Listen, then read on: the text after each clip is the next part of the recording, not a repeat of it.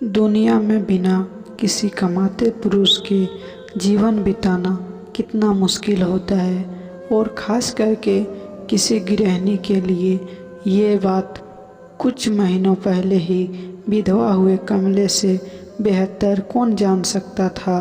Car accident में पति के मृत्यु के बाद कमला पर तो जैसे दुखों का पहाड़ टूट पड़ा था।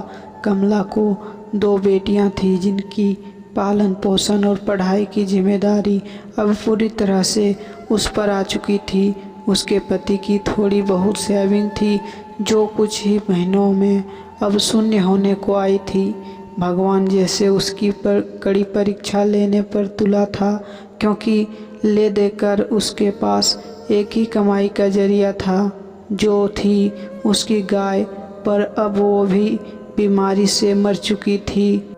कमला को दिन रात बस यही चिंता सताने लगी कि अब आगे का गुजारा कैसे होगा, कैसे मैं अपने दोनों बच्चियों को खाना खिला पाऊंगी और कैसे उनको कपड़े लाते दिला पाऊंगी या स्कूल भेज पाऊंगी। दिन रात की चिंता में कमला का चेहरा मुरझा रहा था, जो साफ साफ देखा जा सकता था। कमला के कई सारे पड़ोसी थे, मगर वह सिर्फ नाम के थे। किसी ने भी अपना पड़ोसी धर्म नहीं निभाया था। उनमें से एक पड़ोसी टीचर थे जो कमला की परिस्थिति से भाली भांति वाकिफ थे। एक दिन उस टीचर ने कमला को अपने पास बुलाया और समझाया, देखो कमला, कुछ दिनों के लिए अगर मैं तुम्हारी मदद कर भी दूं, तब भी इससे तुम्हारी कोई भला नहीं हो पाएगा। अगर तुम्हें अपनी परिस्थिति बदलनी है तो तुम्हें खुद ही इसमें बदलाव लाना पड़ेगा। कमला ने बड़ी निराशा भरी आवाज़ में पूछा, भला मैं कर ही क्या सकती हूँ, मेरे पास तो कोई नौकरी भी नहीं है। टीचर ने कहा, नहीं नहीं कमला, मैं तुम्हें नौकरी करने के लिए नहीं कह रहा हूँ। मैं जानता हूँ कि तुम कढ़ाई बुनाई का काम बहुत अच्छा करती हो, बस इस काम में अपना मन लगा दो। जितना ज़्यादा कर पाओगी उतना यह काम करो। इसके अलावा तुम बाकी फालतू के खर्चे जैसे कि चाय का खर्चा कम कर दो। इसकी वजह तुम लोग दालिया का पानी उबालकर पी सकती हो।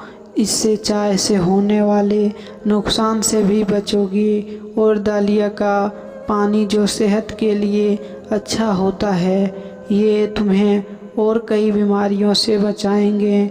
और इस तरह से तुम थोड़े थोड़े पैसा बचाकर अपने लिए फिर से गाय खरीद सकती हो और अपनी रुकी हुई जीवन की गाड़ी को आगे बढ़ा सकती हो। कमला को इस भले शिक्षक की बात में कुछ दम लगा। उसने वैसे ही किया जैसे उस टीचर ने उससे करने के लिए कहा था, और देखते ही देखते 1 साल बीत गया।